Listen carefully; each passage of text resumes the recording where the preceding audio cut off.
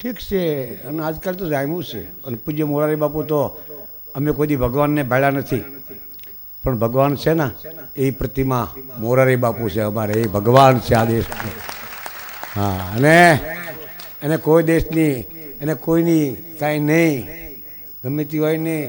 બોલો, અમે તો એના સાથે રહી ક્યારેક ફરી ખબર પડે કે વાહ બાપુ વાહ, એને જ બાપુ કહેવાય. ફડકે બીવે ડરે એ બાપુ નહીં, બાપુ હોહરો જાય, હિન્દુસ્તાનની બહાર જાય. અમારો બાપુ અત્યારે અહીં બેઠા છે, કાલે અમેરિકામાં કથા વાંચતા એ મોરારી બાપુ. આકાશમાં કથા વાંચી, માછલાનો ઉદ્ધાર કર્યો, પાણીમાં વાંચી.